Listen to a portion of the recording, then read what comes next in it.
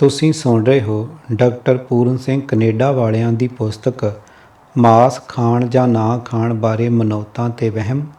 10ਵੇਂ ਭਾਗ ਵਿੱਚ ਸੁਣੋ ਸਿੱਖ ਧਰਮ 'ਚ ਮਾਸ ਖਾਣ ਦੀ ਪਰੰਪਰਾ।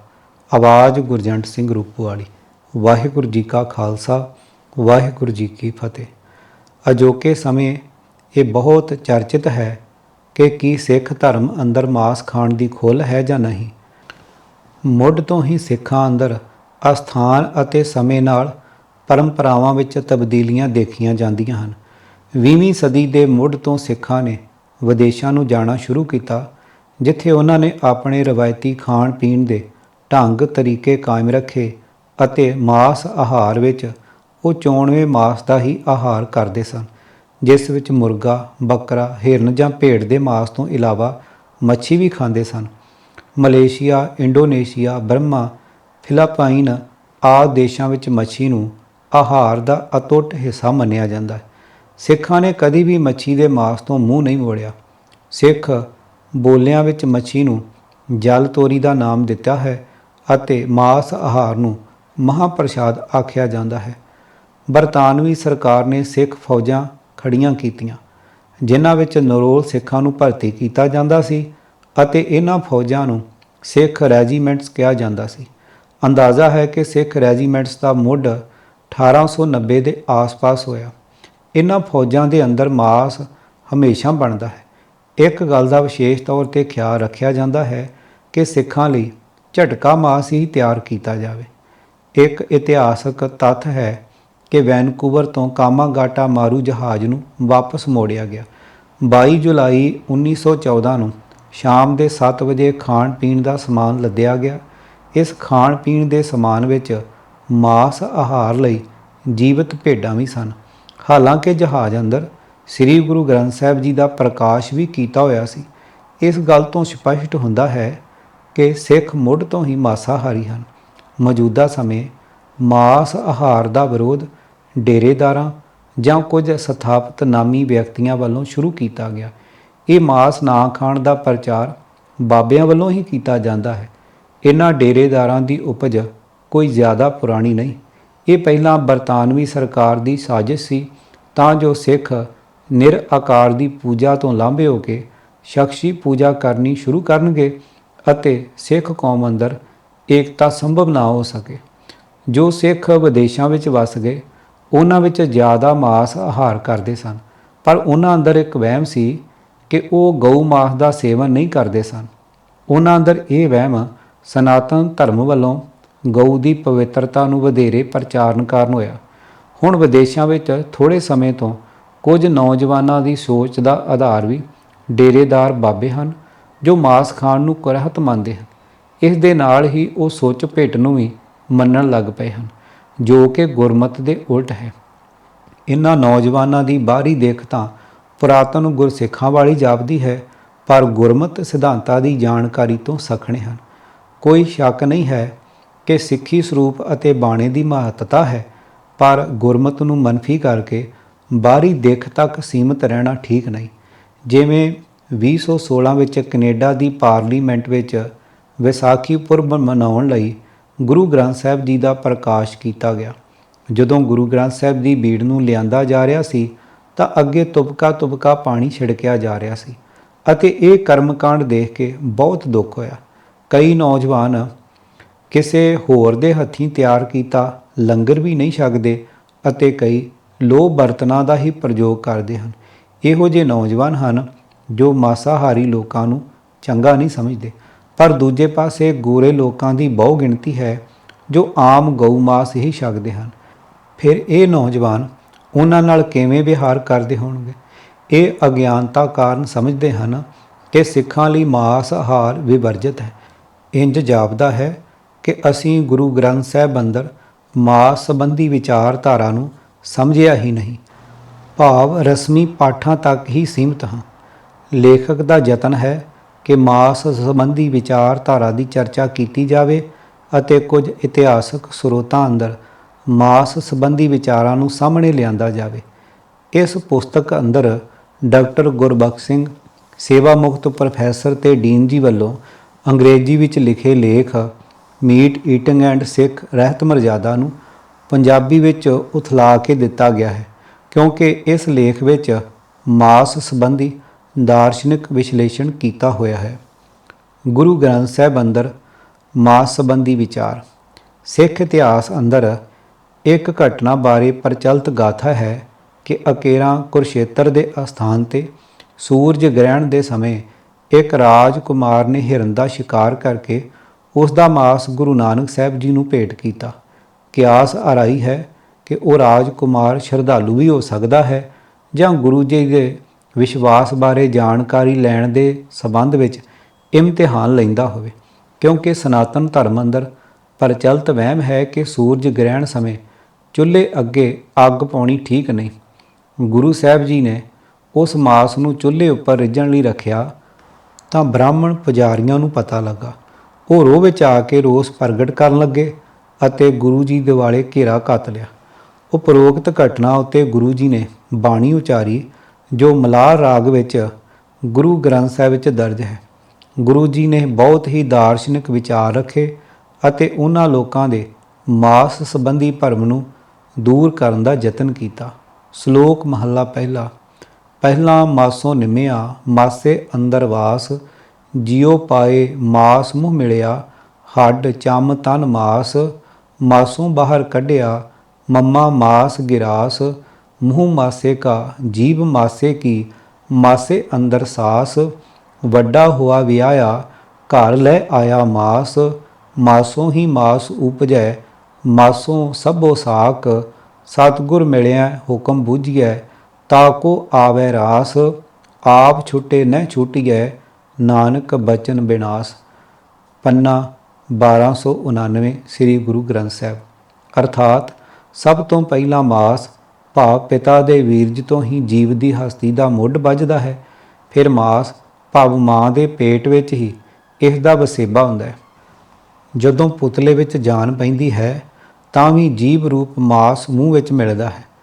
ਇਸ ਦੇ ਸਰੀਰ ਦੀ ਸਾਰੀ ਹੀ ਘਾੜਤ ਹੱਡ ਚੰਮ ਸਰੀਰ ਸਭ ਕੁਝ ਮਾਸ ਹੀ ਬਣਦਾ ਹੈ। ਜਦੋਂ ਮਾਂ ਦੇ ਪੇਟ ਰੂਪ ਮਾਸ ਵਿੱਚੋਂ ਬਾਹਰ ਭੇਜਿਆ ਜਾਂਦਾ ਹੈ ਤਾਂ ਵੀ ਮੰਮਾ ਰੂਪ ਮਾਸ ਖੁਰਾਕ ਮਿਲਦੀ ਹੈ। ਇਸ ਦਾ ਮੂੰਹ ਵੀ ਮਾਸ ਦਾ ਹੀ ਹੈ, ਜੀਭ ਵੀ ਮਾਸ ਦੀ ਹੈ, ਮਾਸ ਵਿੱਚ ਸਾਹ ਲੈਂਦਾ ਹੈ। ਜਦੋਂ ਜਵਾਨ ਹੁੰਦਾ ਹੈ ਤੇ ਵਿਆਹਿਆ ਜਾਂਦਾ ਹੈ ਤਾਂ ਵੀ ਇਸਤਰੀ ਰੂਪ ਮਾਸ ਹੀ ਘਰ ਲੈ ਆਉਂਦਾ ਹੈ। ਫਿਰ ਮਾਸ ਤੋਂ ਹੀ ਬੱਚਾ ਰੂਪ ਮਾਸ ਜੰਮਦਾ ਹੈ। ਸੋ ਜਗਤ ਦਾ ਸਾਰਾ ਸਾਗ ਸੰਬੰਧ ਮਾਸ ਤੋਂ ਹੀ ਹੈ। ਮਾਸ ਖਾਣ ਜਾਂ ਨਾ ਖਾਣ ਦਾ ਨਿਰਣਾ ਸਮਝਣ ਦੀ ਥਾਂ ਜੇ ਸਤਿਗੁਰ ਮਿਲ ਪਏ ਤੇ ਪ੍ਰਭੂ ਦੀ ਰਜ਼ਾ ਸਮਝੀਏ ਤਾਂ ਜੀਵ ਦਾ ਜਗਤ ਵਿੱਚ ਆਉਣਾ ਨੇਪਰੇ ਚੜ੍ਹਦਾ ਹੈ। ਨਹੀਂ ਤਾਂ ਜੀਵ ਨੂੰ ਮਾਸ ਨਾਲ ਜੰਮਣ ਤੋਂ ਲੈ ਕੇ ਮਰਨ ਤੱਕ ਇੰਨਾ ਡੂੰਘਾ ਵਾਸਤਾ ਪੈਂਦਾ ਹੈ ਕਿ ਆਪਣੇ ਜ਼ੋਰ ਨਾਲ ਇਸ ਤੋਂ ਬਚਿਆਂ ਖਲਾਸੀ ਨਹੀਂ ਹੁੰਦੀ। ਤੇ ਇਹ ਨਾਨਕ ਇਸ ਕਿਸਮ ਦੀ ਚਰਚਾ ਨਾਲ ਨਿਰੀ ਹਾਨੀ ਹੀ ਹੁੰਦੀ ਹੈ। ਮਹੱਲਾ ਪਹਿਲਾ। ਮਾਸ ਮਾਸ ਕਰ ਮੂਰਖ ਝਗੜੇ, ਗਿਆਨ ਧਿਆਨ ਨਹੀਂ ਜਾਣੈ, ਕੌਣ ਮਾਸ ਕੌਣ ਸਾਗ ਕਹਾਵੈ, ਕਿਸ ਪੈ ਪਾਪ ਸਮਾਣੈ, ਗੈਂਡਾ ਮਾਰ ਹੋਮ ਜਗ ਕੀਏ, ਦੇਵਤਿਆਂ ਕੀ ਬਾਣੇ, ਮਾਸ ਛੋੜ ਬੈਸ ਨੱਕ ਪਕੜੇ, ਰਾਤੀ ਮਾਨ ਸਖਾਣੇ, ਫੜ ਕਰ ਲੋਕਾਂ ਨੂੰ ਦਿਖਲਾਵੇਂ, ਗਿਆਨ ਧਿਆਨ ਨਹੀਂ ਸੂਝੈ, ਨਾਨਕ ਅੰਧੇ ਸਿਉ ਕਿਆ ਕਹੀਐ, ਕਹੇ ਨਾ ਕਹਿਆ ਬੂਝੈ। ਪੰਨਾ 1299 ਸ੍ਰੀ ਗੁਰੂ ਗ੍ਰੰਥ ਸਾਹਿਬ। ਆਪਣੇ ਵੱਲੋਂ ਮਾਸ ਦਾ ਤਿਆਗੀ ਮੂਰਖ ਪੰਡਤ ਮਾਸ ਆਖ ਕੇ ਚਰਚਾ ਕਰਦਾ ਹੈ, ਪਰ ਨਾ ਇਸ ਨੂੰ ਆਤਮਿਕ ਜੀਵਨ ਦੀ ਸੂਝ ਹੈ, ਨਾ ਇਸ ਨੂੰ ਸੁਰਤ ਹੈ। ਨਹੀਂ ਤਾਂ ਇਹ ਗਹੁ ਨਾਲ ਵਿਚਾਰੇ ਕਿ ਮਾਸ ਤੇ ਸਾਗ ਵਿੱਚ ਕੀ ਫਰਕ ਹੈ ਤੇ ਕਿਸ ਦੇ ਖਾਣ ਵਿੱਚ ਪਾਪ ਹੈ। ਪੁਰਾਣੇ ਸਮੇਂ ਵਿੱਚ ਵੀ ਲੋਕ ਦੇਵਤਿਆਂ ਦੇ ਸੁਭਾਅ ਅਨੁਸਾਰ ਭਾਵ ਦੇਵਤਿਆਂ ਨੂੰ ਖੁਸ਼ ਕਰਨ ਲਈ ਗੈਂਡਾ ਮਾਰ ਕੇ ਹੋਮ ਤੇ ਜੱਗ ਕਰਦੇ ਸਨ। ਜੋ ਮਨੁੱਖ ਆਪਣੇ ਵੱਲੋਂ ਮਾਸ ਤਿਆਗ ਕੇ ਜਦ ਕਦੇ ਕਿਤੇ ਮਾਸ ਵੇਖਣ ਤਾਂ ਬੈਠ ਕੇ ਆਪਣਾ ਨੱਕ ਬੰਦ ਕਰ ਲੈਂਦੇ ਹਨ ਕਿ ਮਾਸ ਦੀ ਬੋ ਆ ਗਈ ਹੈ। ਉਹ ਰਾਤ ਨੂੰ ਮਨੁੱਖ ਨੂੰ ਖਾ ਜਾਂਦੇ ਹਨ, ਭਾਵ ਲੋਕੇ ਮਨੁੱਖਾਂ ਦਾ ਲਹੂ ਪੀਣ ਦੇ ਮਨਸੂਬੇ ਬਣਦੇ ਹਨ। ਮਾਸ ਨਾ ਖਾਣ ਦਾ ਇਹ ਪਖੰਡ ਕਰਕੇ ਲੋਕਾਂ ਨੂੰ ਵਿਖਾਉਂਦੇ ਹਨ। ਉਂਝ ਇਹਨਾਂ ਨੂੰ ਆਪ ਨਾ ਸਮਝ ਹੈ ਨਾ ਸੁਰਤ ਹੈ। ਪਰ ਹੇ ਨਾਨਕ, ਕਿਸੇ ਅੰਨੇ ਮਨੁੱਖ ਨੂੰ ਸਮਝਾਉਣ ਦਾ ਕੋਈ ਲਾਭ ਨਹੀਂ। ਜੇ ਕੋਈ ਇਸ ਨੂੰ ਸਮਝਾਵੇ ਤਾਂ ਵੀ ਇਹ ਸਮਝਾਇਆ ਸਮਝਦਾ ਨਹੀਂ। ਅੰਧਾ ਸੋਏ ਜੇ ਅੰਧ ਕਮਾਵੇ, ਤਿਸ ਹਿਰਦੈ ਸੇ ਲੋਚਨ ਨਾਹੀਂ। ਮਾਤ ਪਿਤਾ ਕੀ ਰਕਤ ਨਿਪੰਨੇ, ਮੱਛੀ ਮਾਸ ਨਾ ਖਾਹੀ। ਇਸਤਰੀ ਪੁਰਖੇ ਜਾਂ ਨਿਸ ਮੇਲਾ, ਉਥੈ ਮੰਦ ਕਮਾਹੀ। ਮਾਸੋਂ ਨਿੰਮੇ ਮਾਸੋਂ ਜੰਮੇ, ਹਮ ਮਾਸੇ ਕੇ ਭਾਂਡੇ। ਗਿਆਨ ਧਿਆਨ ਕਛ ਸੂਝੇ ਨਾਹੀਂ, ਚਤੁਰ ਕਹਾਵੇਂ ਪਾਂਡੇ। ਬਾਹਰ ਕਾ ਮਾਸ ਮੰਦਾ ਸੁਆਮੀ, ਘਰ ਕਾ ਮਾਸ ਚੰਗੇਰਾ। ਜੀ ਜੰਤ ਸਭ ਮਾਸੋਂ ਹੋਏ, ਜੀ ਲਿਆ ਵਾਸੇਰਾ। ਅਭਖ ਭਖੇ ਭਖ ਤਜ ਛੋਡੇ, ਅੰਧ ਗੁਰੂ ਜਿਨ ਕੇਰਾ। ਮਾਸੋਂ ਨਿੰਮੇ ਮਾਸੋਂ ਜੰਮੇ, ਹਮ ਮਾਸੇ ਕੇ ਭਾਂਡੇ। ਗਿਆਨ ਧਿਆਨ ਕਛ ਸੂਝੇ ਨਾਹੀਂ, ਚਤੁਰ ਕਹਾਵੇਂ ਪਾਂਡੇ। ਪੰਨਾ 1299-90 ਸ੍ਰੀ ਗੁਰੂ ਗ੍ਰੰਥ ਸਾਹਿਬ। ਜੇ ਕਹੋ ਅੰਨਾ ਕੌਣ ਹੈ, ਤਾਂ ਅੰਨਾ ਉਹ ਹੈ ਜੋ ਅੰਨਿਆਂ ਵਾਲਾ ਕੰਮ ਕਰਦਾ ਹੈ, ਜਿਸ ਦੇ ਦਿਲ ਵਿੱਚ ਉਹ ਅੱਖਾਂ ਨਹੀਂ ਹਨ, ਭਾਵ ਜੋ ਸਮਝਣ ਤੋਂ ਸਖਣਾ ਹੈ। ਨਹੀਂ ਤਾਂ ਸੋਚਣ ਵਾਲੀ ਗੱਲ ਹੈ ਕਿ ਆਪ ਵੀ ਤਾਂ ਮਾਂ ਤੇ ਪਿਓ ਦੀ ਰੱਤ ਤੋਂ ਹੀ ਹੋਏ ਹਨ ਤੇ ਮੱਛੀ ਆਦਿਕ ਦੇ ਮਾਸ ਤੋਂ ਪਰਹੇਜ਼ ਕਰਦੇ ਹਨ। ਭਾਵ ਮਾਸ ਤੋਂ ਹੀ ਪੈਦਾ ਹੋ ਕੇ ਮਾਸ ਤੋਂ ਪਰਹੇਜ਼ ਕਰਨ ਦਾ ਕੀ ਭਾਵ? ਪਹਿਲਾਂ ਵੀ ਤਾਂ ਮਾਂ ਪਿਓ ਦੇ ਮਾਸ ਤੋਂ ਸਰੀਰ ਪਲਿਆ ਹੈ। ਫਿਰ ਜਦੋਂ ਰਾਤ ਨੂੰ ਜਨਾਨੀ ਤੇ ਮਰਦ ਇਕੱਠੇ ਹੁੰਦੇ ਹਨ, ਤਦੋਂ ਵੀ ਮਾਸ ਨਾਲ ਹੀ ਮੰਦ ਭਾਵ ਭੋਗ ਕਰਦੇ ਹਨ। ਅਸੀਂ ਸਾਰੇ ਮਾਸ ਦੇ ਪੁਤਲੇ ਹਾਂ। ਸਾਡਾ ਮੁੱਢ ਮਾਸ ਤੋਂ ਹੀ ਬੱਝਾ। ਅਸੀਂ ਮਾਸ ਤੋਂ ਹੀ ਪੈਦਾ ਹੋਏ। ਮਾਸ ਦਾ ਤਿਆਗੀ ਪੰਡਤ ਮਾਸ ਦੀ ਚਰਚਾ ਛੇੜ ਕੇ ਐਵੇਂ ਆਪਣੇ ਆਪ ਨੂੰ ਸਿਆਣਾ ਅਖਵਾਉਂਦਾ ਹੈ। ਅਸਲ ਵਿੱਚ ਇਸ ਨੂੰ ਨਾ ਸਮਝ ਹੈ ਨਾ ਸੁਰਤ ਹੈ। ਭਲਾ ਦੱਸੋ ਪੰਡਿਤ ਜੀ, ਇਹ ਕੀ ਕਿ ਬਾਹਰੋਂ ਲਿਆਂਦਾ ਹੋਇਆ ਮਾਸ ਮਾੜਾ ਤੇ ਘਰ ਦਾ ਵਰਤਿਆ ਮਾਸ ਚੰਗਾ? ਫਿਰ ਸਾਰੇ ਜੀ ਜੰਤ ਮਾਸ ਤੋਂ ਪੈਦਾ ਹੋਏ ਹਨ। ਜਿੰਦ ਆਤਮਾ ਨੇ ਮਾਸ ਵਿੱਚ ਹੀ ਡੇਰਾ ਲਾਇਆ ਹੋਇਆ ਹੈ। ਸੋ ਜਿਨ੍ਹਾਂ ਨੂੰ ਰਾਹ ਦੱਸਣ ਵਾਲਾ ਆਪ ਨਾ ਹੈ, ਉਹ ਨਾ ਖਾਣ ਯੋਗ ਚੀਜ਼ ਭਾਵ ਪਰਾਇਆ ਹੱਕ ਤਾਂ ਖਾਂਦੇ ਹਨ, ਤੇ ਖਾਣ ਯੋਗ ਚੀਜ਼ ਭਾਵ ਜਿਸ ਚੀਜ਼ ਤੋਂ ਜ਼ਿੰਦਗੀ ਦਾ ਹੀ ਮੁੱਢ ਬੱਝਾ ਤਿਆਗਦੇ ਹਨ। ਅਸੀਂ ਸਾਰੇ ਮਾਸ ਤੋਂ ਹੀ ਪੈਦਾ ਹੋਏ। ਮਾਸ ਦਾ ਤਿਆਗੀ ਪੰਡਤ ਮਾਸ ਦੀ ਚਰਚਾ ਛੇੜ ਕੇ ਆਪਣੇ ਆਪ ਨੂੰ ਪੰਡਤ ਮਾਸ ਦੀ ਚਰਚਾ ਛੇੜ ਕੇ ਆਪਣੇ ਆਪ ਨੂੰ ਸਿਆਣਾ ਅਖਵਾਉਂਦਾ ਹੈ। ਅਸਲ ਵਿੱਚ ਇਸ ਨੂੰ ਨਾ ਸਮਝ ਹੈ ਨਾ ਸੁਰਤ ਹੈ। ਮਾਸ ਪੁਰਾਣੀ ਮਾਸ ਕਤੇਬੀ, ਚੌਹ ਜੁਗ ਮਾਸ ਕਮਾਣਾ। ਜੁਜ ਕਾਜ ਵਿਆਹ ਸੁਹਾਵੇ, ਉਥੇ ਮਾਸ ਸਮਾਣਾ। ਇਸਤਰੀ ਪੁਰਖ ਨਿਪਜੈ ਮਾਸੋਂ, ਪਾਤਸ਼ਾਹ ਸੁਲਤਾਨਾ। ਜੇ ਉਹ ਦਿਸੇ ਨਰਕ ਜਾਂਦੇ, ਤਾਂ ਉਨਕਾ ਦਾਨ ਨਾ ਲੈਣਾ। ਦੇਂਦਾ ਨਰਕ ਸੁਰਗ ਲੈਂਦੇ, ਦੇਖੋ ਇਹ ਧਿਆਣਾ। ਆਪ ਨਾ ਬੂਝੇ ਲੋਕ ਬੁਝਾਏ, ਪਾਂਡੇ ਖਰਾ ਸਿਆਣਾ। ਪੰਨਾ 1299-90 ਸ੍ਰੀ ਗੁਰੂ ਗ੍ਰੰਥ ਸਾਹਿਬ।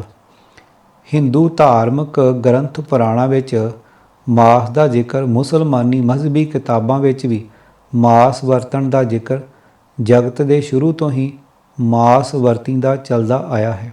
ਜੱਗ ਵਿੱਚ ਵਿਆਹ ਆਦਿਕ ਕਾਜ ਵਿੱਚ ਮਾਸ ਦੀ ਵਰਤੋਂ ਪ੍ਰਧਾਨ ਹੈ। ਉਨੀ ਥਾਈਂ ਮਾਸ ਵਰਤੀਦਾ ਰਿਹਾ ਹੈ। ਜਨਾਨੀ ਮਰਦ ਸ਼ਾਹ ਪਾਤਸ਼ਾਹ ਸਾਰੇ ਮਾਸ ਤੋਂ ਹੀ ਪੈਦਾ ਹੋਏ ਹਨ। ਜੇ ਇਹ ਸਾਰੇ ਮਾਸ ਤੋਂ ਬਣਨ ਕਰਕੇ ਨਰਕ ਵਿੱਚ ਪੈਂਦੇ ਦਿਸਦੇ ਹਨ, ਤਾਂ ਉਹਨਾਂ ਤੋਂ ਮਾਸ ਤਿਆਗੀ ਪੰਡਿਤ ਨੂੰ ਦਾਨ ਵੀ ਨਹੀਂ ਲੈਣਾ ਚਾਹੀਦਾ। ਨਹੀਂ ਤਾਂ ਵੇਖੋ, ਇਹ ਅਚਰਜ ਧੱਕੇ ਦੀ ਗੱਲ ਹੈ ਕਿ ਦਾਨ ਦੇਣ ਵਾਲੇ ਨਰਕ ਵਿੱਚ ਪੈਣ ਤੇ ਲੈਣ ਵਾਲੇ ਸੁਰਗ ਵਿੱਚ। ਅਸਲ ਵਿੱਚ ਇਹ ਪੰਡਤ, ਤੂੰ ਡਾਢਾ ਚਤੁਰ ਹੈ। ਤੈਨੂੰ ਆਪ ਨੂੰ ਮਾਸ ਖਾਣੇ ਦੇ ਮਾਮਲੇ ਦੀ ਸਮਝ ਨਹੀਂ, ਪਰ ਤੂੰ ਲੋਕਾਂ ਨੂੰ ਸਮਝਾਉਂਦਾ ਹੈ। ਪਾਂਡੇ, ਤੂੰ ਜਾਣੇ ਹੀ ਨਹੀਂ ਕਿੱਥੋਂ ਮਾਸ ਉਪੰਨਾ। ਤੋਇਓ ਅੰਨ ਕਮਾਦ ਕਪਾਹਾਂ, ਤੋਇਓ ਤਿਰਭਵਨ ਗੰਨਾ।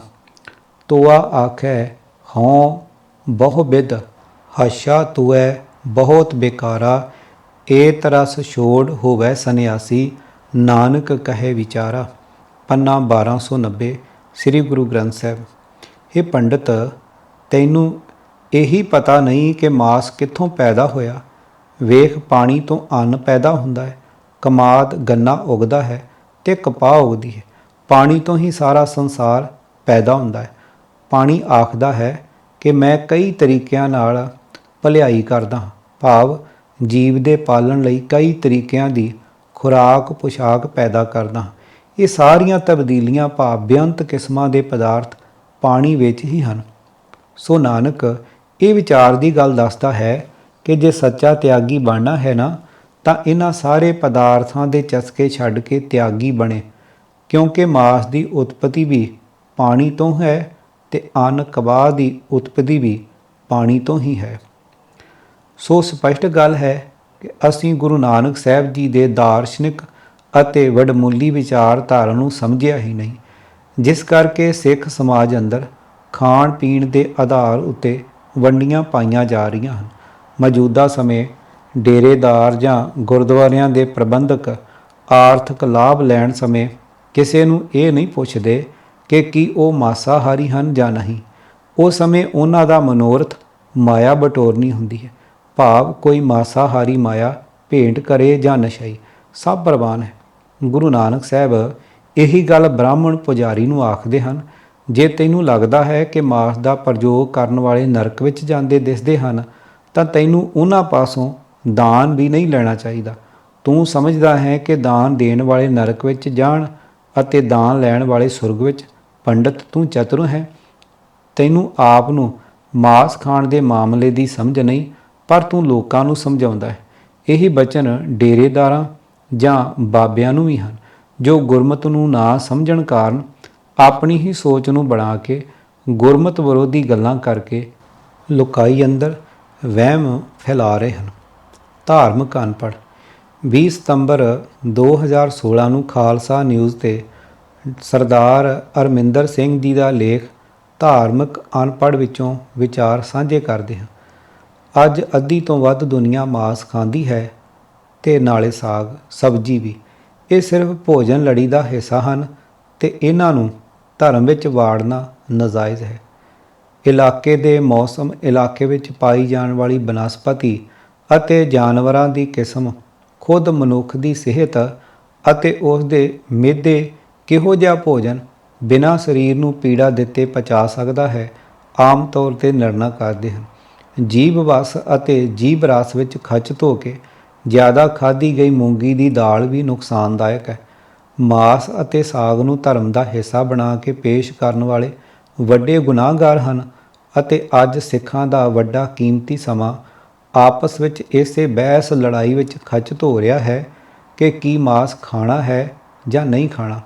ਗੁਰਬਾਣੀ ਦੇ ਵੱਖ-ਵੱਖ ਸ਼ਬਦਾਂ ਨੂੰ ਆਪਣੇ ਆਪ ਮਤਲਬ ਲਈ ਵਰਤ ਕੇ ਇਹ ਭੁੱਲੜ ਵਿਦਵਾਨ ਆਪਣੀ ਆਪਣੀ ਵਿਦਵਤਾ ਦੇ ਡੰਕੇ ਵਜਾ ਰਹੇ ਹਨ।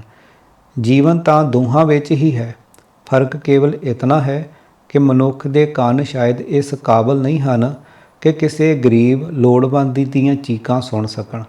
ਧਾਰਮਿਕ ਅਨਪੜ੍ਹਤਾ ਦੇ ਸ਼ਿਕਾਰ ਕੇਵਲ ਅਨਪੜ੍ਹ ਹੀ ਨਹੀਂ ਹੁੰਦੇ, ਸਗੋਂ ਪੜ੍ਹੇ ਲਿਖੇ ਤੇ ਆਪਣੇ ਆਪ ਨੂੰ ਵਿਦਵਾਨ ਕਹਾਉਣ ਵਾਲੇ ਤੇ ਆਮ ਜਨਤਾ ਨੂੰ ਸਾਗ ਮਾਸ ਦੇ ਝਗੜੇ ਵਿੱਚ ਪਾਉਣ ਵਾਲੇ ਜ਼ਿਆਦਾ ਵੱਡੇ ਧਾਰਮਿਕ ਅਨਪੜ੍ਹ ਹਨ। ਚਿੰਤਾ ਕਰਨੀ ਹੈ ਤਾਂ ਉਹਨਾਂ ਮਨੁੱਖਾਂ ਦੀ ਕਰੋ ਜਿਨ੍ਹਾਂ ਨੂੰ ਇੱਕ ਡੰਗ ਦੀ ਰੋਟੀ ਨਾ ਸਾਗ ਨਾ ਮਾਸ ਨਾਲ ਨਸੀਬ ਨਹੀਂ ਹੁੰਦੀ। ਭਗਤ ਕਬੀਰ ਜੀ ਦੇ ਮਾਸ ਬਾਰੇ ਵਿਚਾਰ। ਕਈ ਮਾਸ ਵਿਰੋਧੀ ਲੋਕਾਂ ਵੱਲੋਂ ਆਪਣੇ ਪੱਖ ਪੇਸ਼ ਕਰਨ ਸਮੇਂ ਸੰਤ ਕਬੀਰ ਜੀ ਦੀ ਬਾਣੀ ਦਾ ਆਸਰਾ ਲਿਆ ਜਾਂਦਾ ਹੈ। ਕੁਝ ਸਾਲ ਪਹਿਲਾਂ ਇੱਕ ਗੁਰਬਾਣੀ ਵਿਆਕਰਨ ਦੇ ਮਾਹਰ ਵਿਦਵਾਨ ਵੱਲੋਂ ਕਬੀਰ ਸਾਹਿਬ ਜੀ ਦੇ ਰਾਗ ਪ੍ਰਭਾਤੀ ਵਿੱਚ ਉਚਾਰੇ ਸ਼ਬਦ ਦੀ ਅੱਧੀ ਤੁਕ ਨੂੰ ਪੁਸਤਕ ਜਾਂ ਟ੍ਰੈਕਟ ਦਾ ਸਿਰਲੇਖ ਬਣਾਇਆ ਗਿਆ, ਤੋ ਕਿਉਂ ਮੁਰਗੀ ਮਾਰੇ। ਇਸ ਪੁਸਤਕ ਅੰਦਰ ਉਹਨਾਂ ਦੇ ਮਾਸ ਖਾਣ ਨੂੰ ਗੁਰਮਤ ਪਰੰਪਰਾ ਦੇ ਵਿਰੁੱਧ ਦੱਸਣ ਦਾ ਯਤਨ ਕੀਤਾ। ਜੇਕਰ ਕਬੀਰ ਜੀ ਦੇ ਸਾਰੇ ਸ਼ਬਦ ਦੇ ਭਾਵ ਅਰਥਾਂ ਨੂੰ ਵਿਚਾਰਦੇ ਹਾਂ ਤਾਂ ਇਸ ਸ਼ਬਦ ਅੰਦਰ ਕਬੀਰ ਸਾਹਿਬ ਜੀ ਨੇ ਧਾਰਮਿਕ ਲੋਕਾਂ ਵੱਲੋਂ ਆਪਣੇ ਉਦਰ ਦੀ ਪੂਰਤੀ ਲਈ ਰੱਬ ਦੇ ਨਾਮ ਕੁਰਬਾਨੀ ਦੇਣ ਦੇ ਢੰਗ ਦੀ ਨਿੰਦਾ ਕੀਤੀ ਹੋਈ ਹੈ। ਜਿਵੇਂ ਕਬੀਰ ਜੀ ਰਾਮਕਲੀ ਰਾਗ ਵਿੱਚ ਉਚਾਰੀ ਬਾਣੀ ਅੰਦਰ ਬ੍ਰਾਹਮਣ ਨੂੰ ਆਖ ਰਹੇ ਹਨ, ਆਪਣ ਊਚ ਨੀਚ ਕਰ ਭੋਜਨ, ਹਠੇ ਕਰਮ ਕਰ ਉਦਰ ਭਰੈ, 14 ਅਮਾਵਸ ਰਚ ਰਚ ਮੰਗੇ, ਕਰ ਦੀਪਕ ਲੈ ਕੂਪ ਪਰੇ। ਪੰਨਾ 970 ਸ੍ਰੀ ਗੁਰੂ ਗ੍ਰੰਥ ਸਾਹਿਬ। ਭਾਵ ਉਂਝ ਆਪਣੇ ਆਪ ਨੂੰ ਉੱਚਾ ਕਹਿੰਦਾ ਹੈ, ਫਿਰ ਵੀ ਨੀਚਾਂ ਦੇ ਘਰ ਰੋਟੀ ਖਾਂਦਾ ਹੈ। ਤੂੰ ਨਿਰਾ ਹੱਠ ਨਾਲ ਕਰਮ ਕਰਕੇ ਪੇਟ ਭਰਦਾ ਹੈ। ਲੋਕਾਂ ਅੰਦਰ ਮੱਸਿਆ ਤੇ ਪੂਰਨਮਾਸ਼ੀ ਆਦਿ ਦਿਨਾਂ ਨੂੰ ਪਵਿੱਤਰ ਦੱਸ ਕੇ ਵਹਿਮ ਪੈਦਾ ਕਰਕੇ ਫਿਰ ਲੋਕਾਂ ਤੋਂ ਦਾਨ ਮੰਗਦਾ ਹੈ।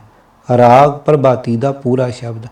वेद कतेब कहो मत झूठे, झूठा जो न विचारे, जो सब में एक खुदाई कहत हो, तो क्यों मुर्गी मारे। मुल्ला कहो न्याओ खुदाई, तेरे मन का भरम न जाई रहाओ। पकर जीवान्या देह विनाशी, माटी को बिस्मल किया, जोत स्वरूप अनाहत लागी, कहो हलाल क्या किया। क्या उजू पाक किया मुँह धोया, क्या मसीत सिर लाया। जो दिल में कपट निवास गुजारो, क्या हज काबे जाया। तू ना पाक पाक नहीं सूझया, तिसका मर्म ना जानिया। कह कबीर भिस्त ते चूका, दोजक स्यों मन मानिया। पन्ना 1350 ਸ੍ਰੀ ਗੁਰੂ ਗ੍ਰੰਥ ਸਾਹਿਬ। ਸ਼ਬਦ ਦੇ ਭਾਵ ਅਰਥ ਜਾਣਨ ਲਈ ਰਹਾਉ ਦੀਆਂ ਤੁਕਾਂ ਨੂੰ ਵਿਚਾਰਦੇ ਹਾਂ। ਕਬੀਰ ਜੀ ਮੁਸਲਮਾਨਾਂ ਦੇ ਧਾਰਮਿਕ ਹਸਤੀ ਨੂੰ ਸੰਬੋਧਨ ਕਰਕੇ ਆਖਦੇ ਹਨ, ਹੇ ਮੁੱਲਾ, ਹੋਰ ਲੋਕਾਂ ਨੂੰ ਤਾਂ ਖੁਦਾ ਦਾ ਨਿਆਂ ਸੁਣਾਉਂਦਾ ਹੈ, ਪਰ ਤੇਰੇ ਆਪਣੇ ਮਨ ਦਾ ਭੁਲੇਖਾ ਅਜੇ ਦੂਰ ਨਹੀਂ ਹੋਇਆ। ਹੇ ਹਿੰਦੂ ਤੇ ਮੁਸਲਮਾਨ ਵੀਰੋ, ਵੇਦਾਂ ਜਾਂ ਕੁਰਾਨ ਆਦਿਕ ਨੂੰ ਇੱਕ ਦੂਜੇ ਦੀਆਂ ਧਰਮ ਪੁਸਤਕਾਂ ਨੂੰ ਝੂਠੀਆਂ ਨਾ ਆਖੋ। ਝੂਠਾ ਤਾਂ ਉਹ ਬੰਦਾ ਹੈ ਜੋ ਇਹਨਾਂ ਧਰਮ ਪੁਸਤਕਾਂ ਦੀ ਵਿਚਾਰ ਨਹੀਂ ਕਰਦਾ। ਭਲਾ ਹੇ ਮੁੱਲਾ, ਜੇ ਤੂੰ ਇਹ ਆਖਦਾ ਹੈ ਕਿ ਖੁਦਾ ਸਭ ਚੀਜ਼ਾਂ ਵਿੱਚ ਮੌਜੂਦ ਹੈ, ਤਾਂ ਉਸ ਖੁਦਾ ਅੱਗੇ ਕੁਰਬਾਨੀ ਦੇਣ ਲਈ ਮੁਰਗੀ ਕਿਉਂ ਮਾਰਦਾ ਹੈ? ਕਿ ਉਸ ਮੁਰਗੀ ਵਿੱਚ ਉਹ ਆਪ ਨਹੀਂ ਹੈ? ਮੁਰਗੀ ਵਿੱਚ ਬੈਠੇ ਖੁਦਾ ਦੀ ਅੰਸ਼ ਨੂੰ ਮਾਰ ਕੇ ਖੁਦਾ ਦੇ ਅੱਗੇ ਹੀ ਭੇਟ ਕਰਨ ਦਾ ਕੀ ਭਾਵ ਹੈ? ਹੇ ਮੁੱਲਾ, ਮੁਰਗੀ ਆਦਿਕ ਜੀਵ ਨੂੰ ਫੜ ਕੇ ਤੂੰ ਲੈ ਆਂਦਾ, ਉਸ ਦਾ ਸਰੀਰ ਤੂੰ ਨਾਸ਼ ਕੀਤਾ, ਉਸ ਦੇ ਜਿਸਮ ਦੀ ਮਿੱਟੀ ਨੂੰ ਤੂੰ ਖੁਦਾ ਦੇ ਨਾਮ ਤੇ ਕੁਰਬਾਨ ਕੀਤਾ, ਭਾਵ ਖੁਦਾ ਦੀ ਨਜ਼ਰ ਭੇਟ ਕੀਤਾ। ਪਰ ਹੇ ਮੁੱਲਾ, ਜੋ ਖੁਦਾ ਨਿਰਾ ਨੂਰ ਹੀ ਨੂਰ ਹੈ ਤੇ ਅਬਨਾਸ਼ੀ ਹੈ, ਉਸ ਦੀ ਜੋਤ ਤਾਂ ਹਰ ਥਾਂ ਮੌਜੂਦ ਹੈ, ਉਸ ਮੁਰਗੀ ਵਿੱਚ ਹੈ ਜੋ ਤੂੰ ਖੁਦਾ ਦੇ ਨਾਮ ਤੇ ਕੁਰਬਾਨ ਕਰਦਾ ਹੈ। ਤੇ ਫਿਰ ਦੱਸ, ਤੂੰ ਰੱਬ ਦੇ ਨਾਮ ਤੇ ਕੁਰਬਾਨੀ ਦੇਣ ਦੇ ਲਾਇਕ ਕਿਹੜੀ ਚੀਜ਼ ਬਣਾਈ? ਹੇ ਮੁੱਲਾ, ਤੂੰ ਆਪਣੇ ਦਿਲ ਵਿੱਚ ਕਪਟ ਰੱਖ ਕੇ ਨਮਾਜ਼ ਪੜ੍ਹਦਾ ਹੈ, ਤਾਂ ਇਸ ਨਮਾਜ਼ ਦਾ ਕੀ ਫਾਇਦਾ? ਪੈਰ ਹੱਥ ਆਦਿਕ ਸਾਫ਼ ਕਰਨ ਦੀ ਰਸਮ ਦਾ ਕੀ ਲਾਭ? ਮੂੰਹ ਧੋਣ ਦਾ ਕੀ ਗੁਣ? ਮਸਜਿਦ ਵਿੱਚ ਜਾ ਕੇ ਸਜਦਾ ਕਰਨ ਦੀ ਕੀ ਲੋੜ? ਤੇ ਕਾਬੇ ਦੇ ਹੱਜ ਦਾ ਕੀ ਫਾਇਦਾ? ਹੇ ਮੁੱਲਾ, ਤੂੰ ਅੰਦਰੋਂ ਤਾਂ ਪਲੀਤ ਹੀ ਰਿਹਾ, ਤੈਨੂੰ ਉਸ ਪਵਿੱਤਰ ਪ੍ਰਭੂ ਦੀ ਸਮਝ ਨਹੀਂ ਪਈ, ਤੂੰ ਉਸ ਦਾ ਭੇਦ ਨਹੀਂ ਪਾਇਆ।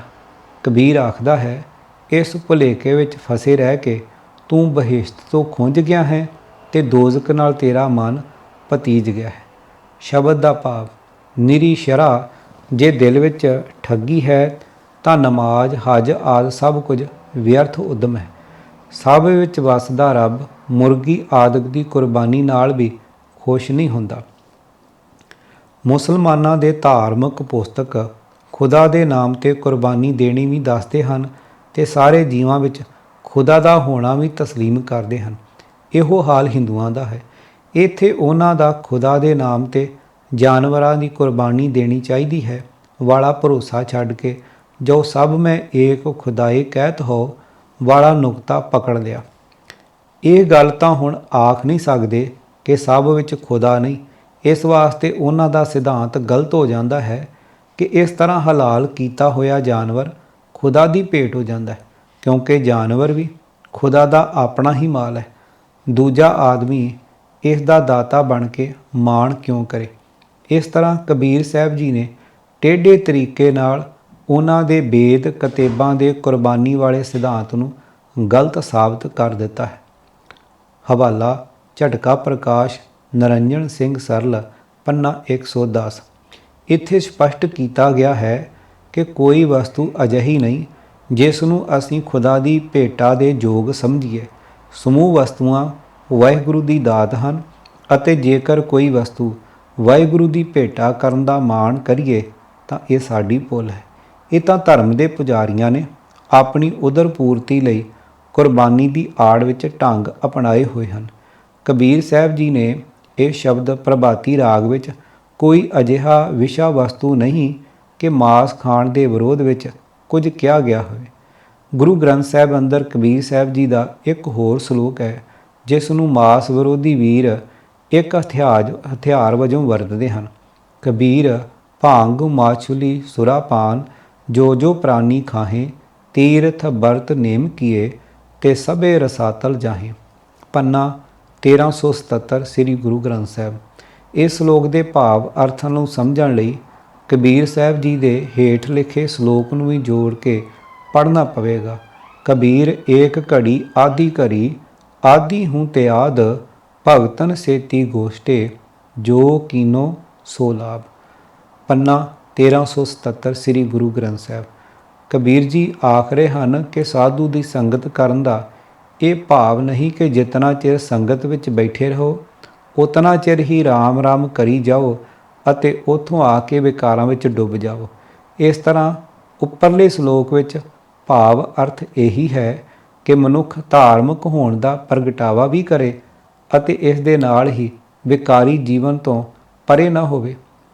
ਇੱਥੋਂ ਜੇ ਲੋਕ ਵਿਸ਼ੇ ਵਿਕਾਰਾਂ ਨੂੰ ਆਧਾਰ ਬਣਾ ਕੇ ਭੰਗ ਆਦਿ ਨਸ਼ੇ ਤੇ ਮੱਛੀ ਆਦਿਕ ਚੀਜ਼ਾਂ ਦਾ ਸੇਵਨ ਕਰਦੇ ਹਨ, ਅਜਿਹੇ ਲੋਕਾਂ ਦੀ ਨਿੰਦਾ ਕੀਤੀ ਗਈ ਹੈ ਜੋ ਲੋਕ ਵਿਕਾਰੀ ਜੀਵਨ ਵਿੱਚ ਵਾਧਾ ਕਰਨ ਲਈ ਭੰਗ ਮੱਛੀ ਖਾਂਦੇ ਹਨ। ਉਹਨਾਂ ਦੇ ਸਾਰੇ ਤੀਰਥ ਵਰਤ ਤੇ ਨੇਮ ਨਿਸਫਲ ਹੋ ਜਾਂਦੇ ਹਨ ਕਿਉਂਕਿ ਉਹਨਾਂ ਦੇ ਜੀਵਨ ਵਿੱਚ ਚੰਗੇ ਗੁਣਾਂ ਨੂੰ ਧਾਰਨ ਕਰਨ ਦੀ ਰੁਚੀ ਨਹੀਂ ਹੁੰਦੀ। ਇਸ ਦੀ ਸਪਸ਼ਟਤਾ ਲਈ ਗੁਰੂ ਤੇਗ ਬਹਾਦਰ ਸਾਹਿਬ ਜੀ ਦਾ ਸ਼ਲੋਕ ਲੈਂਦੇ ਹਾਂ। ਤੀਰਥ ਵਰਤ ਅਰਦਾਨ ਕਰ ਮਨ ਮੈਂ ਧਰੇ ਗੁਮਾਨ ਨਾਨਕ ਨਿਹਫਲ ਜਾਤ ਤੇ ਜਿਉ ਕੁੰਚਰ ਇਸ਼ਨਾਨ। ਸ਼ਲੋਕ ਨੰਬਰ 16 ਪੰਨਾ 1428 ਸ੍ਰੀ ਗੁਰੂ ਗ੍ਰੰਥ ਸਾਹਿਬ। ਇਸ ਸ਼ਲੋਕ ਅੰਦਰ ਗੁਰੂ ਸਾਹਿਬ ਆਖ ਰਹੇ ਹਨ ਕਿ ਜੇਕਰ ਕੋਈ ਪ੍ਰਾਣੀ ਤੀਰਥ ਤੇ ਜਾ ਕੇ ਵਰਤ ਰੱਖ ਕੇ ਹੰਕਾਰ ਜਾਂ ਗੁਮਾਨ ਕਰਦਾ ਹੈ ਤਾਂ ਇਹ ਕਰਮ ਨਿਫਲ ਹੈ। ਪਰ ਗੁਰਮਤਿ ਵਿੱਚ ਤੀਰਥਾਂ ਤੇ ਜਾਣਾ ਜਾਂ ਤੀਰਥ ਇਸ਼ਨਾਨ ਅਤੇ ਵਰਤ ਰੱਖਣਾ ਪ੍ਰਵਾਨ ਨਹੀਂ।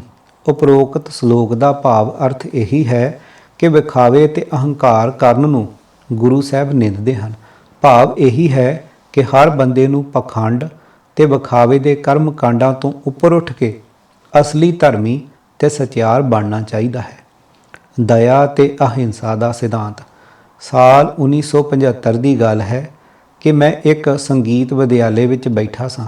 ਸੰਗੀਤ ਉਸਤਾਦ ਜੀ ਨੇ ਝਟਕੇ ਦੀ ਦੁਕਾਨ ਤੋਂ ਮਾਸ ਮੰਗਵਾਇਆ ਅਤੇ ਜਦੋਂ ਉੱਥੇ ਬੈਠੇ ਇੱਕ ਸੰਗੀਤ ਸਿੱਖਣ ਵਾਲੀ ਬੀਬੀ ਜੀ ਨੂੰ ਪਤਾ ਲੱਗਾ ਕਿ ਉਸਤਾਦ ਜੀ ਨੇ ਮਾਸ ਮੰਗਵਾਇਆ ਹੈ ਤਾਂ ਉਹਨਾਂ ਕਿਹਾ, ਦੇਖੋ ਕਿਵੇਂ ਜੀਵ ਹੱਤਿਆ ਕਰਕੇ ਮਾਸ ਤਿਆਰ ਕੀਤਾ ਜਾਂਦਾ ਹੈ ਤੇ ਕੀ ਜੀਵ ਹੱਤਿਆ ਪਾਪ ਨਹੀਂ? ਉਸਤਾਦ ਜੀ ਨੇ ਉੱਤਰ ਦਿੱਤਾ, ਬੀਬੀ ਜੀ ਜਿਨ੍ਹਾਂ ਨੇ ਬੱਕਰਾ ਵੱਢਿਆ ਹੈ ਉਹਨਾਂ ਨੂੰ ਹੀ ਪਾਪ ਲੱਗੂ, ਅਸੀਂ ਤਾਂ ਹੱਤਿਆ ਨਹੀਂ ਕੀਤੀ। ਕੋਈ ਸ਼ੱਕ ਨਹੀਂ ਕਿ ਬੁੱਧ ਧਰਮ ਵਾਲਿਆਂ ਨੇ ਅਹਿੰਸਾ ਸਿਧਾਂਤ ਨੂੰ ਪ੍ਰਚਾਰਿਆ ਅਤੇ ਬੁੱਧ ਧਰਮ ਦੀ ਸੰਸਾਰ ਵਿੱਚ ਮਾਨਤਾ ਵੱਧ ਜਾਣ ਕਾਰਨ ਪੁਜਾਰੀ ਵਰਗ ਬ੍ਰਾਹਮਣਾਂ ਨੇ ਅਹਿੰਸਾ ਦੇ ਸਿਧਾਂਤ ਨੂੰ ਆਧਾਰ ਬਣਾ ਕੇ ਜਾਨਵਰਾਂ ਦੀ ਬਲੀ ਦੇਣ ਦੀ ਪ੍ਰਥਾ ਨੂੰ ਠੱਲ ਪਾਈ ਅਤੇ ਲੋਕਾਈ ਨੂੰ ਦੱਸਿਆ ਕਿ ਉਹ ਸ਼ਾਕਾਹਾਰੀ ਹਨ ਅਤੇ ਗਊ ਦੀ ਪਵਿੱਤਰਤਾ ਨੂੰ ਪ੍ਰਚਾਰਿਆ। ਚਲੋ ਇਹ ਅਸੀਂ ਮੁਲਾਂਕਣ ਨਹੀਂ ਕਰ ਸਕਦੇ ਕਿ ਸੱਚੀ ਹੀ ਹਿੰਦੂ ਧਰਮ ਨੇ ਅਹਿੰਸਾ ਸਿਧਾਂਤ ਨੂੰ ਅਮਲੀ ਰੂਪ ਦੇ ਦਿੱਤਾ। ਜੈਨ ਧਰਮ ਦੇ ਅਹਿੰਸਾ ਸਿਧਾਂਤ ਬਾਰੇ ਗੁਰੂ ਨਾਨਕ ਸਾਹਿਬ ਨੇ ਆਪਣੇ ਵਿਚਾਰ ਦਿੱਤੇ ਹਨ ਕਿ ਉਹ ਇਸ ਸਿਧਾਂਤ ਦੀ ਪਾਲਣਾ ਕਰਨ ਲਈ ਕੀ ਕਰਮ ਕਰਦੇ ਹਨ। ਸਿਰ ਖੁਹਾਏ ਪੀਹੈ ਮਲਵਾਣੀ ਜੂਠਾ ਮੰਗ ਮੰਗ ਖਾਈ ਫੋਲ ਫਦੀਹਤ ਮੂੰਹ ਲੈਣ ਪੜਾਸਾਂ ਪਾਣੀ ਦੇਖ ਸੰਗਾਹੀ ਭੇਡਾਂ ਵਾਂਗੀ ਸਿਰ ਖੁਹਾਇਨ ਭਰੀਅਨ ਹੱਥ ਸੁਆਹੀ ਮਾਊ ਪੀਊ ਕਿਰਤ ਗਵਾਵਨ ਟੱਬਰ ਰੋਵਣ ਤਾਹੀ। ਪੰਨਾ 149 ਸ੍ਰੀ ਗੁਰੂ ਗ੍ਰੰਥ ਸਾਹਿਬ। ਸਰੇਵੜੇ ਜੈਨੀ ਮੈਲਾ ਪਾਣੀ ਪੀਂਦੇ ਹਨ ਅਤੇ ਜੂਠੀ ਰੋਟੀ ਮੰਗ ਕੇ ਖਾਂਦੇ ਹਨ, ਗੰਦੀ ਹਵਾੜ ਲੈਂਦੇ ਹਨ, ਆਪਣੇ ਵਿਸ਼ਟੇ ਨੂੰ ਫਰੋਲਦੇ ਹਨ ਕਿ ਕੋਈ ਜੀਵ ਨਾ ਮਰ ਜਾਵੇ, ਪਾਣੀ ਦੇਖ ਕੇ ਸੰਗਦੇ ਹਨ, ਭਾਵ ਇਸ਼ਨਾਨ ਕਰਨ ਤੋਂ ਸੰਕੋਚ ਕਰਦੇ ਹਨ, ਆਪਣੇ ਪੁਰਖਾਂ ਵਾਲੀ ਕਿਰਤ ਛੱਡ ਦਿੰਦੇ ਹਨ ਅਤੇ ਪਰਿਵਾਰ ਭੁੱਖ ਦੁੱਖ ਕਾਰਨ ਧਾਹਾਂ ਮਾਰ ਕੇ ਰੋਂਦੇ ਹਨ, ਆਪਣੇ ਲੱਕਾਂ ਨਾਲ ਪਿਆਲੇ ਬੱਧੇ ਹੁੰਦੇ ਹਨ, ਹੱਥ ਵਿੱਚ ਹਿੰਸਾ ਦੇ ਡਰ ਤੋਂ ਕਿਤੇ ਜੀਵ ਪੈਰਾਂ ਹੇਠ ਆ ਕੇ ਨਾ ਮਰ ਜਾਣ ਚੌਰੀਆਂ ਫੜੀਆਂ ਹੁੰਦੀਆਂ ਹਨ ਅਤੇ ਇੱਕ ਕਤਾਰ ਵਿੱਚ ਅੱਗੇ ਪਿੱਛੇ ਤੁਰਦੇ ਹਨ। ਹੁਣ ਆਮ ਆਦਮੀ ਇਹੋ ਜਿਹੀ ਧਾਰਮਿਕ ਪਰੰਪਰਾ ਦਾ ਮੁਲਾਂਕਣ ਕਰ ਸਕਦਾ ਹੈ ਕਿ ਕੀ ਕੋਈ ਅਜਿਹੇ ਧਰਮ ਦਾ ਪੈਰੋਕਾਰ ਬਣ ਕੇ ਸਮਾਜ ਵਿੱਚ ਸੌਖੇ ਰਹਿ ਸਕਦਾ ਹੈ। ਅਸੀਂ ਖੇਤੀ ਕਰਨ ਵਾਲੇ ਕਿਸਾਨਾਂ ਨੂੰ ਦੇਖ ਲਈਏ ਕਿ ਖੇਤਾਂ ਵਿੱਚ ਵਾਹੀ ਕਰਨ ਸਮੇਂ ਕਿਤਨੇ ਹੀ ਜੀਵ ਮਰ ਜਾਂਦੇ ਹਨ ਅਤੇ ਕਈ ਜੀਵਾਂ ਨੂੰ ਮਾਰਨਾ ਪੈਂਦਾ ਹੈ, ਨਹੀਂ ਤਾਂ ਫਸਲਾਂ ਸੁਰੱਖਿਅਤ ਨਹੀਂ ਰਹਿ ਸਕਦੀਆਂ। ਗੁਰੂ ਨਾਨਕ ਸਾਹਿਬ ਜੀ ਆਪਣੀ ਬਾਣੀ ਦੁਆਰਾ ਦਾਰਸ਼ਨਿਕ ਪ੍ਰਸ਼ਨ ਚਿੰਨ੍ਹ ਲਾਉਂਦੇ ਹਨ ਕਿ ਕਿਸ ਕਰਮ ਨਾਲ ਪਾਪ ਹੁੰਦਾ ਹੈ ਤੇ ਕਿਸ ਨਾਲ ਨਹੀਂ। ਮਾਸ ਮਾਸ ਕਰ ਮੂਰਖ ਝਗੜੇ, ਗਿਆਨ ਧਿਆਨ ਨਹੀਂ ਜਾਣੇ। ਕੌਣ ਮਾਸ ਕੌਣ ਸਾਗ ਕਹਾਵੈ, ਕਿਸ ਮੈਂ ਪਾਪ ਸਮਾਣੇ। ਪੰਨਾ 1299-90 ਸ੍ਰੀ ਗੁਰੂ ਗ੍ਰੰਥ ਸਾਹਿਬ। ਜਗਦੀਸ਼ ਚੰਦਰ ਬੋਸ ਬਨਸਪਤੀ ਵਿਗਿਆਨੀ ਨੇ ਸਿੱਧ ਕੀਤਾ ਸੀ ਕਿ ਦਰਖਤਾਂ ਅਤੇ ਬਨਸਪਤੀ ਅੰਦਰ ਆਤਮਾ ਹੈ। ਗੁਰੂ ਨਾਨਕ ਸਾਹਿਬ ਆਸਾ ਕੀ ਵਾਰ ਵਿੱਚ ਐਲਾਨ ਹੀ ਕਰ ਦਿੰਦੇ ਹਨ, ਜੇਕਰ ਸੂਤਕ ਮੰਨੀਐ ਸਭ ਤੈ ਸੂਤਕ ਹੋਏ, ਗੋਹੇ ਅਤੇ ਲੱਕੜੀ ਅੰਦਰ ਕੀੜਾ ਹੋਏ। ਜੇਤੇ ਦਾਣੇ ਅੰਨ ਕੇ ਜੀਆਂ ਬਾਝ ਨਾ ਕੋਏ, ਪਹਿਲਾ ਪਾਣੀ ਜਿਉ ਹੈ ਜੇਤ ਹਰਿਆ ਸਭ ਕੋਏ। ਪੰਨਾ 472 ਸ੍ਰੀ ਗੁਰੂ ਗ੍ਰੰਥ ਸਾਹਿਬ। ਜੇ ਸੂਤਕ ਨੂੰ ਮੰਨ ਲਈਏ, ਭਾਵ ਜੇ ਇਹ ਮੰਨ ਲਈਏ ਕਿ ਸੂਤਕ ਦਾ ਭਰਮ ਰੱਖਣਾ ਚਾਹੀਦਾ ਹੈ, ਤਾਂ ਇਹ ਵੀ ਚੇਤਾ ਰੱਖੋ ਕਿ ਇਸ ਤਰ੍ਹਾਂ ਸੂਤਕ ਸਭ ਥਾਈਂ ਹੁੰਦਾ ਹੈ। ਗੋਹੇ ਅਤੇ ਲੱਕੜੀ ਦੇ ਅੰਦਰ ਵੀ ਕੀੜੇ ਹੁੰਦੇ ਹਨ, ਭਾਵ ਜੰਮਦੇ ਮਰਦੇ ਰਹਿੰਦੇ ਹਨ। ਅੰਨ ਦੇ ਜਿਤਨੇ ਦਾਣੇ ਹਨ, ਇਹਨਾਂ ਵਿੱਚੋਂ ਕੋਈ ਦਾਣਾ ਵੀ ਜੀਵ ਤੋਂ ਬਿਨਾਂ ਨਹੀਂ ਹੈ। ਪਾਣੀ ਆਪ ਵੀ ਜੀਵ ਹੈ, ਕਿਉਂਕਿ ਇਸ ਨਾਲ ਹਰੇਕ ਜੀਵ ਹਰਿਆ ਭਾਵ ਜਿੰਦ ਵਾਲਾ ਹੁੰਦਾ ਹੈ। ਉਪਰੋਕਤ ਗੁਰਬਾਣੀ ਬਚਨਾਂ ਅੰਦਰ ਸਪਸ਼ਟ ਹੁੰਦਾ ਹੈ ਕਿ ਅਸੀਂ ਅਹਿੰਸਾ ਵਾਲੇ ਸਿਧਾਂਤ ਨੂੰ ਕਿਸ ਹੱਦ ਤੱਕ ਮੰਨਾਂਗੇ। ਜੀਵ ਦਇਆ ਦਾ ਜਾਂ ਅਹਿੰਸਾ ਵਾਲੇ ਨੁਕਤੇ ਨੂੰ ਫੜ ਕੇ ਜੋ ਲੋਕ ਮਾਸ ਆਹਾਰ ਦਾ ਵਿਰੋਧ ਕਰਦੇ ਹਨ, ਉਹ ਗੁਰਮਤਿ ਸਿਧਾਂਤ ਨੂੰ ਸਮਝਣ ਤੋਂ ਅਸਮਰੱਥ ਹਨ। ਅੱਜ ਸੰਸਾਰ ਅੰਦਰ ਦੁਨੀਆ ਦਾ ਬਹੁਤ ਵੱਡਾ ਹਿੱਸਾ ਮਾਸ ਆਹਾਰੀ ਬਣ ਚੁੱਕਾ ਹੈ। ਸੀ ਫੂਡਜ਼ ਸਮੁੰਦਰ ਵਿੱਚ ਪਲ ਰਹੇ ਜੀਵ, ਮੱਛੀਆਂ ਜਾਂ ਕੇਕੜੇ ਆਦਿ ਦੇ ਆਹਾਰ ਨੂੰ ਸਿਹਤ ਵਿਗਿਆਨੀ ਵਧੀਆ ਖੁਰਾਕ ਮੰਨਦੇ ਹਨ। ਜੋ ਦਿਲ ਦੇ ਮਰੀਜ਼ ਹਨ, ਡਾਕਟਰ ਵੱਲੋਂ ਉਹਨਾਂ ਨੂੰ ਮੱਛੀ ਦਾ ਸੇਵਨ ਕਰਨ ਲਈ ਪ੍ਰੇਰਿਆ ਜਾਂਦਾ ਹੈ, ਜਾਂ ਉਹ ਮੱਛੀ ਦੇ ਤੇਲ ਦੇ ਬਣੇ ਕੈਪਸੂਲ ਖਾਂਦੇ ਹਨ।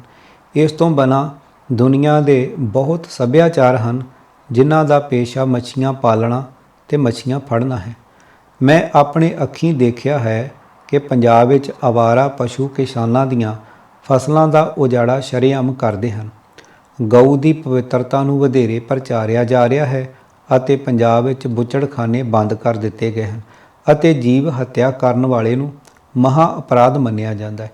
ਇਸ ਤੋਂ ਬਿਨਾਂ ਪੰਜਾਬ ਵਿੱਚ ਅਵਾਰਾ ਕੁੱਤਿਆਂ ਦੀ ਗਿਣਤੀ ਬਹੁਤ ਵੱਧ ਚੁੱਕੀ ਹੈ। ਜਿੱਥੇ ਇਹ ਅਵਾਰਾ ਕੁੱਤੇ ਗੰਦ ਪਾਉਂਦੇ ਹਨ, ਉੱਥੇ ਇਹ ਕੁੱਤੇ ਮਾਸਾਹਾਰੀ ਹਨ ਅਤੇ ਬੱਚਿਆਂ ਅਤੇ ਬਿਰਧ ਵਿਅਕਤੀਆਂ ਨੂੰ ਨੋਚ-ਨੋਚ ਕੇ ਖਾ ਜਾਂਦੇ ਹਨ। ਕੀ ਅਸੀਂ ਬਜ਼ੁਰਗਾਂ ਜਾਂ ਬੱਚਿਆਂ ਨੂੰ ਜੀਵ ਨਹੀਂ ਮੰਨਦੇ? ਕੀ ਇਹ ਜੀਵ ਹੱਤਿਆ ਨਹੀਂ? 2-3 ਦਹਾਕੇ ਪਹਿਲਾਂ ਕਾਨੂੰਨ ਅਨੁਸਾਰ ਅਵਾਰਾ ਕੁੱਤਿਆਂ ਨੂੰ ਮਾਰ ਦਿੱਤਾ ਜਾਂਦਾ ਸੀ, ਪਰ ਹੁਣ ਜੀਵ ਹੱਤਿਆ ਨੂੰ ਅਪਰਾਧ ਮੰਨਣ ਕਾਰਨ ਲੋਕਾਂ ਨੂੰ ਡਰ ਅਤੇ ਭੈ ਵਿੱਚ ਜੀਣਾ ਪੈ ਰਿਹਾ ਹੈ। ਗਾਈਆਂ ਅਤੇ ਅਵਾਰਾ ਕੁੱਤਿਆਂ ਦੁਆਰਾ ਦਿਨ ਦਿਹਾੜੇ ਮੌਤਾਂ ਤੇ ਸੜਕਾਂ ਉੱਤੇ ਦੁਰਘਟਨਾਵਾਂ ਵਧੇਰੇ ਹੋ ਰਹੀਆਂ ਹਨ, ਪਰ ਪ੍ਰਸ਼ਾਸਨ ਵੱਲੋਂ ਕੋਈ ਉਪਾਅ ਨਹੀਂ ਹੋ ਰਹੇ। ਕੀ ਇੱਥੇ ਜੀਵ ਦਇਆ ਤੇ ਅਹਿੰਸਾ ਸਿਧਾਂਤ ਹੈ ਜਾਂ ਅਸੀਂ ਪਖੰਡ ਹੀ ਕਰਦੇ ਹਾਂ? ਸਾਨੂੰ ਸੋਚਣਾ ਪਵੇਗਾ ਕਿ ਸਮਾਜ ਦੇ ਭਲੇ ਲਈ ਕੀ ਕਦਮ ਚੁੱਕੇ ਜਾਣ। ਲੋਕ ਆਪਣੇ ਆਪ ਨੂੰ ਸੁਰੱਖਿਅਤ ਮਹਿਸੂਸ ਕਰਨ।